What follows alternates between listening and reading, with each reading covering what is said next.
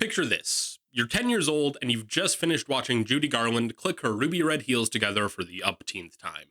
You think, with the unimpeachable certainty of a 10-year-old, that's the whole story, the end, right? There's a lion, a tin man, a scarecrow, and a girl from Kansas. They defeat a witch, meet a wizard, and everyone gets what they want in the end. It's neat, it's tidy, it's a perfectly contained little snow globe of a story. Fast forward a bit, a well-meaning relative, hearing you enjoyed the movie, gifts you an omnibus of L. Frank Baum's original Oz series. You get through the first book, which is mostly familiar territory, but you keep going. By the time you're neck deep in book 6, the snow globe of that tidy narrative has been shattered, melted down, and cast into a funhouse mirror. You're sitting there, trying to make sense of a chapter where a talking spoon with the demeanor of a disgruntled middle manager is putting Dorothy on trial for simply existing, while an audience of sentient whisks and ladles watches. This is no longer a whimsical bedtime story. This is a hostage situation with illustrations. It's deranged and chaotic.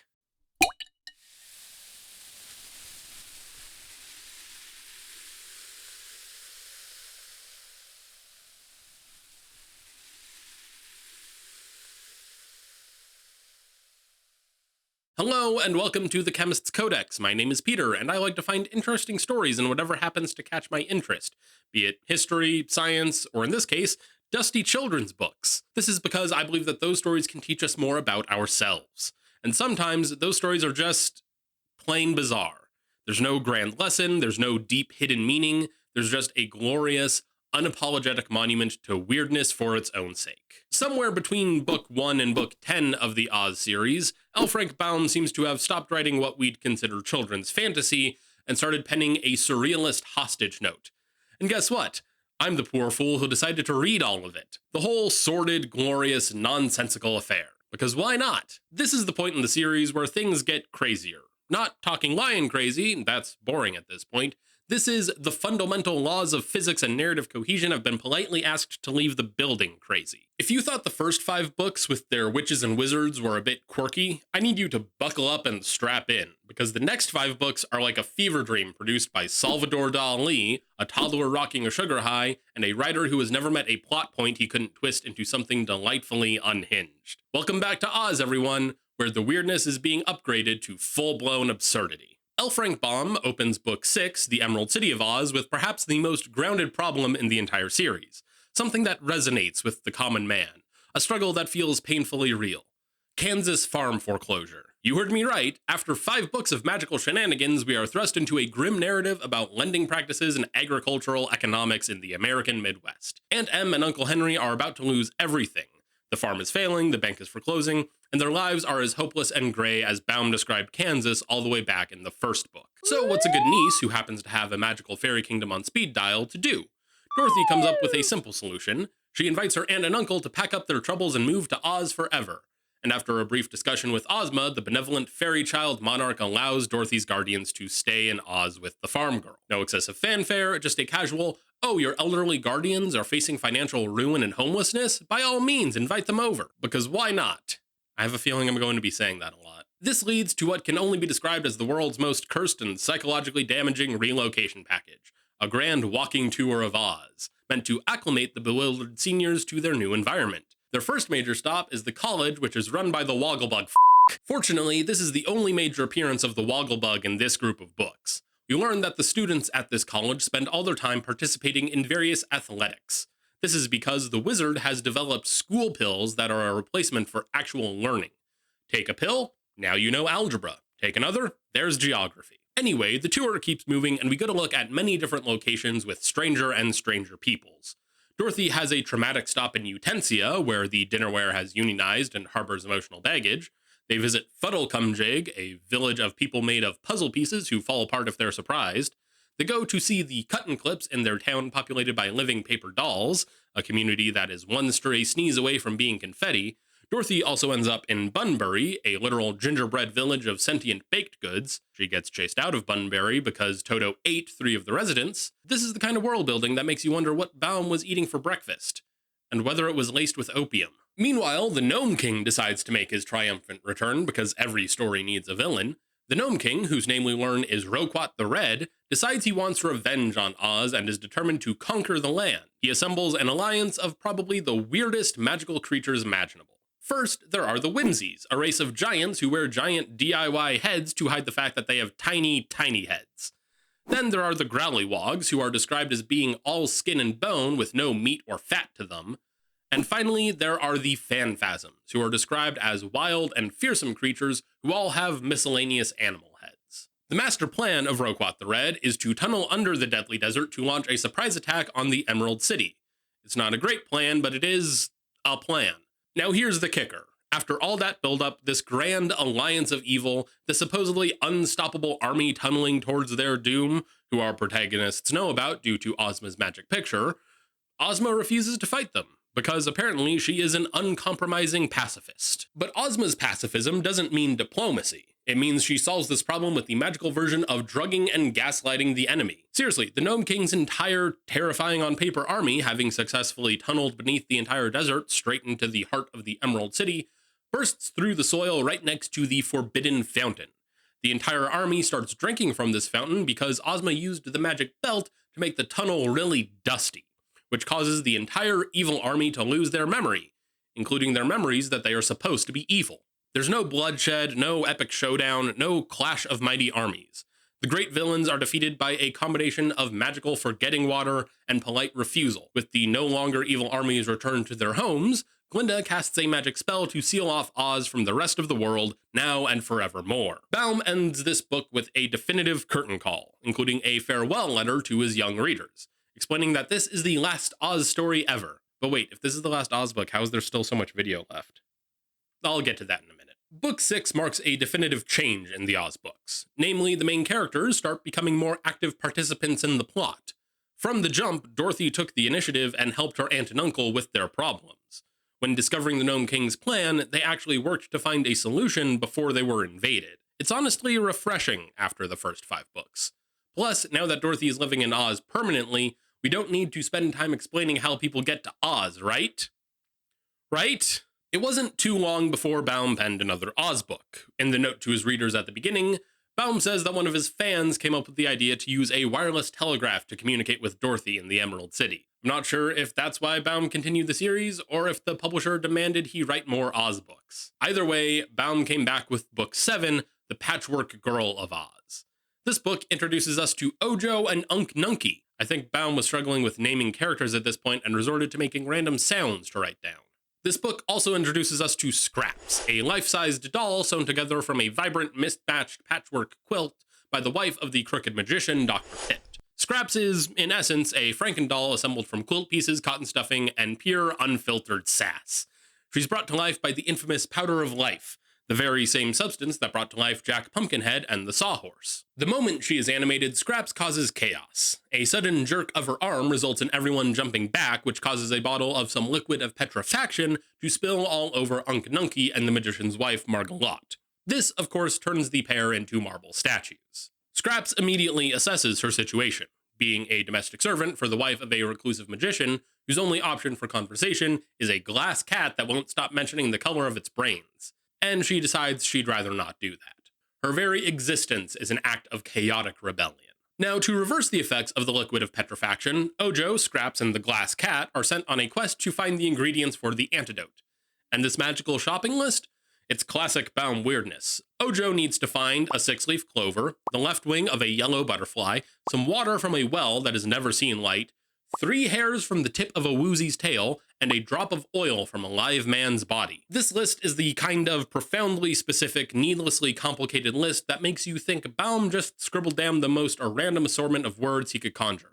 Because why not? They first come across the woozy, a creature that feels like it belongs in Minecraft as it is entirely made up of blocks. This creature's only notable talents are shooting fire from its eyes when angry, and supposedly having a terrible, fearsome roar. Now, meeting the woozy right away seems fortunate, right?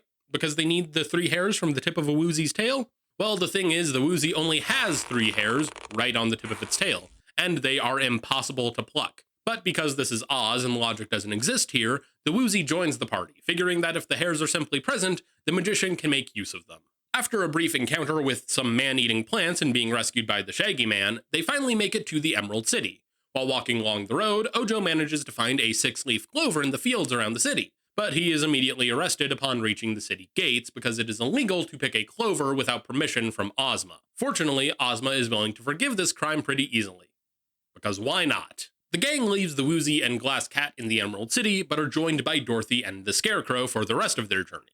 They start traveling west towards Winky Country, since that is where they are most likely to find a yellow butterfly. Along the way, they encounter some Tottenhots, a Yoop, and help end the conflict between the Hoppers and the Horners. Now, before we continue, I want to bring your attention to a particular piece of information the chief of the Horners tells the group.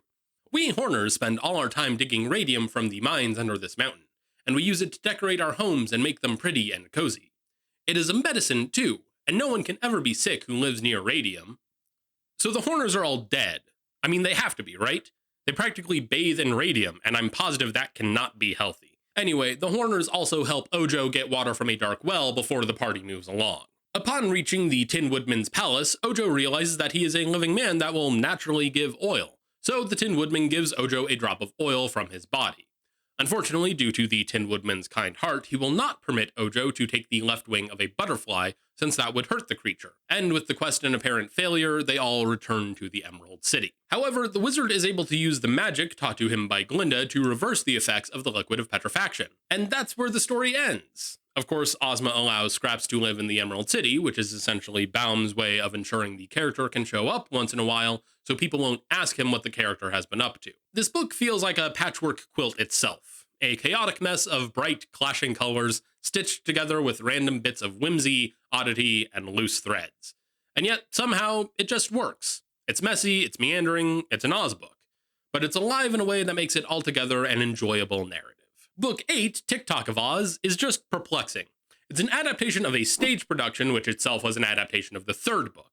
It's crammed with characters that barely do anything, but Baum has to keep saying they're there. It honestly feels like an alternate timeline story, an Ozian Elseworlds, because it completely disregards all continuity beyond Baum's normal disregard for canon. Even the title is a severe case of false advertising. The titular character, our beloved Copper Clockwork Man, is barely the focus. The book is actually a combination of two plots: the quest of the Shaggy Man to rescue his long-lost brother from the Gnome King, and the story of a bored teenage queen who decides to conquer Oz. We meet Queen Anne Soforth of Oogaboo, a small monarchy whose entire GDP comes from magical orchards that grow anything you want. Books, banjos, cakes, they got it. And before we get too far into things, I need to go on a tangent. So Baum just kind of casually drops that everyone in Oz is essentially immortal and lives forever and can never die, but that's not what I want to talk about. I want to talk about Queen Anne's age, because Baum says she's old enough to make jelly. What does that mean? Is it a euphemism? Is it a gender thing? Am I old enough to make jelly? I don't know. But moving on, Queen Anne decides to conquer the world simply because she's bored and tired of doing chores. So she raises an army of all the men of Oogaboo, 16 officers and a very gung-ho private, and marches off to war. Meanwhile, a new girl from America, Betsy Bobbin, and her pet mule Hank get shipwrecked and wash ashore in the Rose Kingdom. Is anyone else getting deja vu? A nation of snooty, xenophobic flowers. There they meet the Shaggy Man as he falls through the roof of a greenhouse. He is on a mission to find his brother who disappeared years ago and is presumed to be a prisoner of the gnomes. Eventually, the two parties collide. Also, Polychrome, the daughter of the rainbow, is back. You remember her, right? Because the Shaggy Man certainly doesn't. There's also a princess from the Rose Kingdom named Ozga, who is apparently a distant cousin of Ozma's. I don't even know how that works. Is Ozga part Ozian, or is Ozma part plant? Anyway, they find Tik-Tok unceremoniously dumped in a well, and everyone decides to join forces for the time being. Queen Anne, slowly coming to the realization that her army might be out of their depth, decides to conquer the Gnome Kingdom instead of Oz. And because this book isn't crowded enough, the Gnome King, now going by the name Ruggedo, shows up again, still salty about his previous defeats.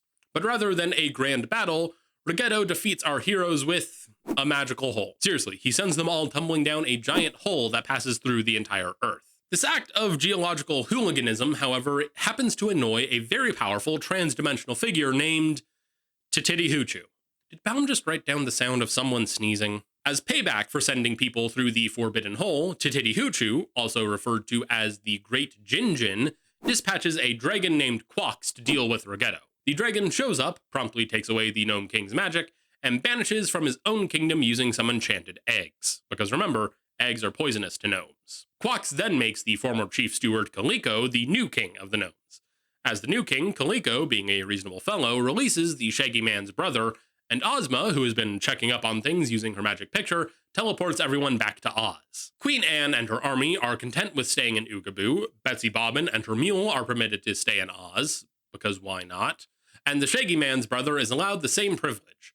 And that is where Book 8 ends.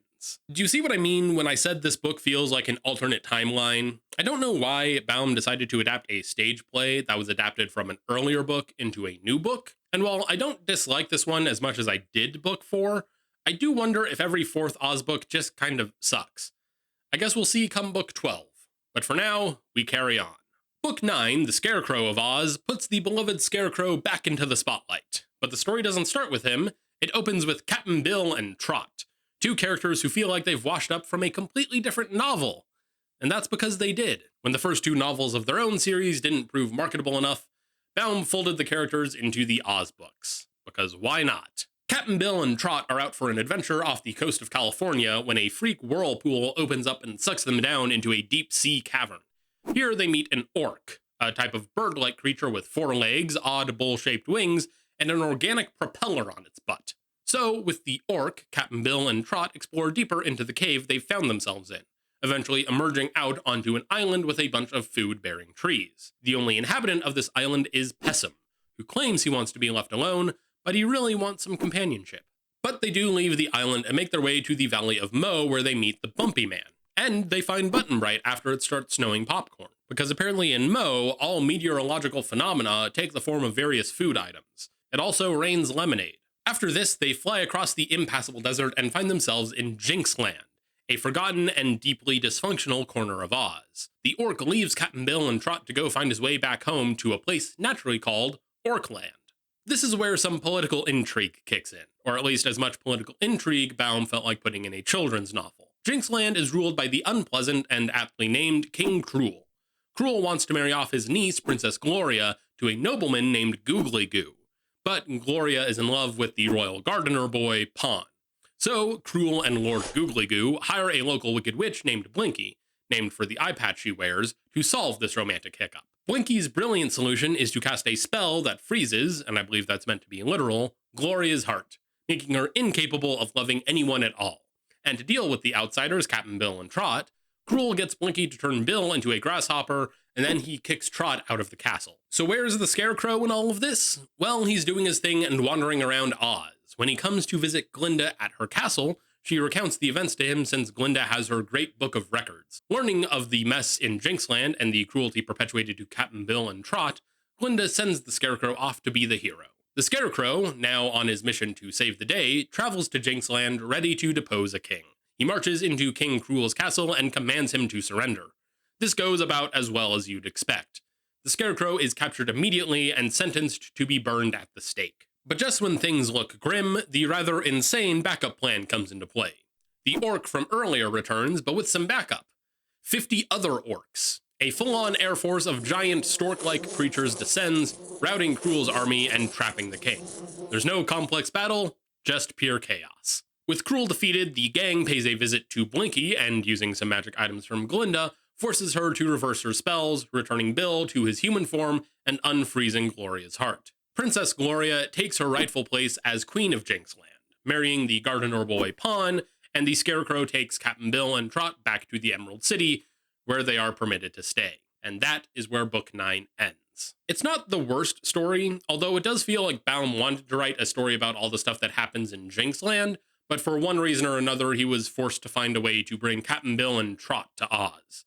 Either way, it's still a rather enjoyable story. The final book I'm going to cover today is Book 10, Rinkitink in Oz, which is technically an Oz book in the same way that a pineapple is technically a berry. This book was originally never meant to be an Oz story, the first 2/3 or so being written by Baum after he had tried to end the Oz series a few years earlier. But when the publisher came knocking demanding more Oz stories to satisfy the ravenous children, Baum simply took his old, unpublished material, stapled a new ending onto it, and sent it off to print. The story introduces us to King Rinkitink, from the land of Rinkitink, a rotund monarch whose only 2 discernible talents are singing random songs and annoying his talking goat, Bilbil. Rinkitink sails off to the peaceful island kingdom of Pingaree, but his timing is terrible as the island is brutally invaded by barbarians from the northern islands of Regos and Koragos. These guys are brutally efficient. They conquer Pingaree in what feels like 5 minutes and kidnap the entire royal family and all its citizens, carting them off to a life of slavery. They kidnap everyone, that is, except for the young Prince Inga, who escapes the onslaught, along with King Rinkitink and Bilbil. It is now up to Inga to rescue his parents and the people of Pingaree. Inga is aided in his noble quest by King Rinkitink, even though the king mostly just complains, and 3 magic pearls left to him by his father. The blue pearl gives Inga superhuman strength.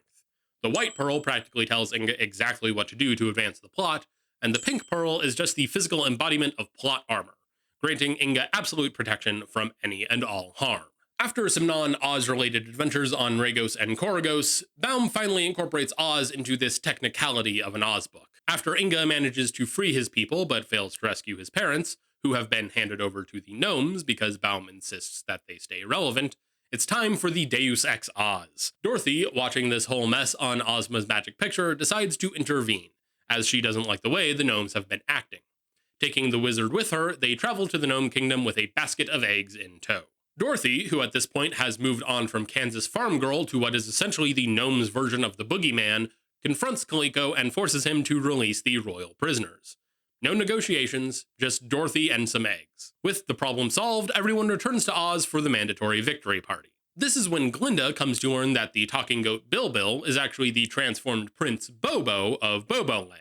Now, while the enchantment on the prince prevents him from being directly transformed back into a human, Glinda and the wizard take a rather circuitous route, changing him into various forms, each one closer to human than the last, until Prince Bobo is finally restored. And with everyone happy and returning to their homes, that is where Book 10 ends. I don't find this one too terrible, but it is kind of forgettable. There's also a whole section in the middle where Inga loses 2 of the pearls, bounces back and forth between Regos and Koragos, and then gets the pearls back. It's far from the worst Oz book, but it's also kind of far from the best. So there you have it, books 6 through 10 of the Oz series. It feels pretty apparent that Baum was getting kind of tired of writing Oz books at this point, so he just made shit up to get a paycheck. Over the course of these 5 books, there have been strategizing kitchen utensils, a patchwork girl who embraces the life of anarchic whimsy, and Baum repurposing any plot and characters he possibly could. It's kind of a mess. A weird, bizarre, glorious mess. And now, before I fully wrap things up, here's my tier ranking of books 6 through 10. Book 6, B tier. Book 7, A tier. Book 8, C tier. Book 9, B tier. And Book 10, B tier. Make sure to catch the final part of this miniseries for the completed ranking. L. Frank Baum's Later Oz is a place where the normal rules of storytelling have been suspended and where logic hitchhikes out of town as soon as possible. The books are messy, they're meandering, and at times they feel like they're held together with little more than fairy duct tape and sheer authorial will. But for all the flaws, the books still feel vibrantly alive in a unique, indescribable way. It's a reminder that sometimes stories don't have to be neat. They don't always need to follow a 3-act structure or the hero's journey. It can be strange, it can be nonsensical, it can be utterly delightful in its refusal to behave. The weirdness of the Oz books isn't a bug. It's the central feature that makes them so charming. It's an open invitation to the reader to let go of their expectations and revel in the absurdity that ensues. Thanks for watching. This batch of Oz books was a bit rougher to get through, which I would attribute to Baum starting to care less about the continuity. But what do you guys think? What part of these later Oz books do you think is the most strange? Or is there something that you think I missed? Let me know down in the comments. If you haven't already, go and watch my previous video about the first 5 Oz books, and make sure to subscribe so you don't miss when I finish this miniseries exploring the weirdness of the original Oz books.